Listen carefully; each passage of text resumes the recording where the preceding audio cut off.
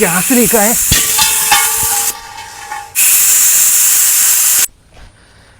നമ്മുടെ വീട്ടിൽ gas cylinder ലീക്കായ ഇതുപോലെ വലിച്ചെറിഞ്ഞാൽ മതിയാ, ഒരിക്കലും പാടില്ല. ഗ്യാസ് സിലിണ്ടർ ലീക്കായി കഴിഞ്ഞാൽ ഒരിക്കലും നമ്മൾ എന്ത് ചെയ്യാൻ പാടില്ല, വലിച്ചെറിയാൻ പാടില്ല.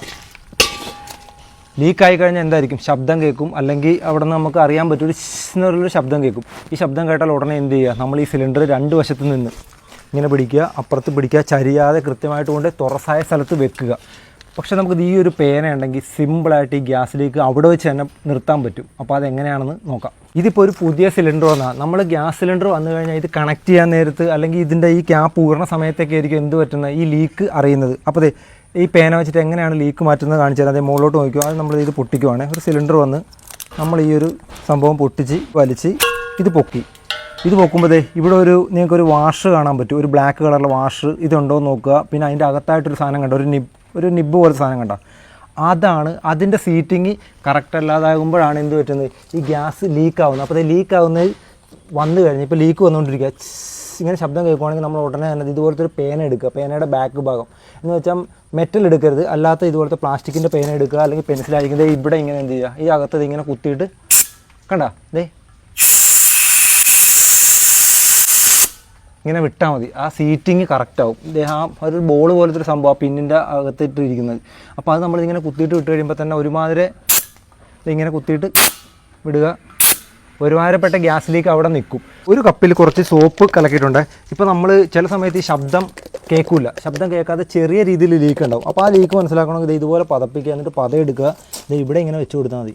കണ്ട, ഇത് വെച്ച് കൊടുക്കുമ്പോൾ മുകളിൽ മറ്റേ പഞ്ചറൊക്കെ നോക്കൂല, അതുപോലെ സാധനം ലീക്ക് ഉണ്ടെങ്കിൽ ഇതിങ്ങനെ കൊമള വന്ന് മേലോട്ട് പൊട്ടിക്കൊണ്ടിരിക്കും. ഇതിപ്പോൾ പൊട്ടുന്നില്ല, അതുകൊണ്ട് ഒരു തരി പോലും ലീക്കില്ല.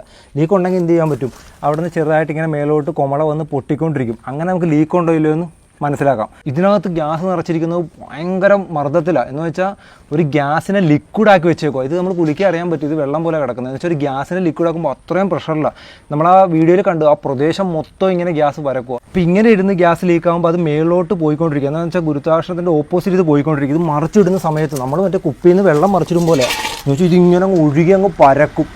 ഫുൾ ആ പ്രദേശം മൊത്തം ഗ്യാസ് ആയത് വേണ്ട. ഇതുപോലെ തന്നെയാണ് നമ്മുടെ റൂമിലായാലും എവിടെയായാലും ഇത് മറിച്ചിടാൻ പാടില്ല. നമ്മൾ ഫസ്റ്റ് തന്നെ ചെയ്യേണ്ടത് ഫയർഫോഴ്സ് വിവരം അറിയിക്കുക, ഗ്യാസ് ഏജൻസിയെ വിവരം അറിയിക്കുക, നേരെ പിടിച്ചുകൊണ്ട് തുറസായ സ്ഥലത്ത് ഇതുപോലെ വെക്കുക. എന്നിട്ട് അടുത്തുള്ളവരെ സമീപവാസികളെയൊക്കെ വിവരം അറിയിക്കുക. ഒരിക്കലും നമ്മൾ എന്ത് ചെയ്യാൻ പാടില്ല, മറിച്ചിടാൻ പാടില്ല. ഇനിയിപ്പോൾ തീ പിടിച്ചാൽ പോലും നമ്മൾ ഒരിക്കലും മറിച്ചിടരുത്, നേരെ വെക്കുക. അത് കത്തി തീരും, അല്ലെങ്കിൽ കുറേ സമയം നമുക്ക് കിട്ടും. പക്ഷെ നമ്മൾ എങ്ങാനും മറിച്ചിട്ട് കഴിഞ്ഞാൽ അത് ആ പ്രദേശം മൊത്തം പടർന്ന് പിടിച്ച് വലിയൊരു തീപിടുത്തം ഉണ്ടാവും. ഇപ്പോൾ നമ്മുടെ വീട്ടിലോട്ടൊരു പുതിയ സിലിണ്ടർ വന്ന്, ഇത് പഴയ സിലിണ്ടറാണ്. ഇനി ഒരു സംഭവം കാണിച്ചു തരാം. അതായത് ഇവിടെ ഇങ്ങനെ ഒരു സംഭവം എഴുതിയിട്ടുണ്ട്, ഇതൊന്ന് നോക്കിയേ. ഇവിടെ D28 എല്ലാത്തിനും ഉണ്ടാവും. ഇതുപോലെ ഇവിടെ ഉണ്ടാവും, ഇവിടെ ഉണ്ട് D33. ഈ 28, 33 എന്താണെന്നറിയാമോ? ഇപ്പോൾ ഈ സിലിണ്ടർ കാണാൻ അഴുക്കൊക്കെയാണ്, ഈ സിലിണ്ടർ കാണാൻ നല്ല ഭംഗിയാണ്. നമ്മൾ ഒറ്റ നോട്ടത്തിൽ നമുക്ക് തോന്നും ഇത് ഒരുപാട് കാലം ഉപയോഗിക്കാം, ഇത് ഉപയോഗിക്കാൻ പാടില്ല. പക്ഷേ നേരെ തിരിച്ചാണ്. ഇതിലെഴുതിയേക്കുന്ന D28. ഇത് 2028 വരെ എന്ത് ചെയ്യാൻ പാടുള്ളൂ, ഉപയോഗിക്കാൻ പാടുള്ളൂ. പക്ഷേ ഈ സിലിണ്ടർ D33. ഇത് നമുക്ക് എന്ത് ചെയ്യാം, 2033 വരെ ഉപയോഗിക്കാം. അതാണ് ആ അവസാനത്തെ 28, 33 സൂചിപ്പിക്കുന്നത്. ഇപ്പോൾ 27 ആണെങ്കിൽ 27 വരെ ഉപയോഗിക്കാൻ പാടുള്ളൂ. പിന്നെ D എന്താണ്?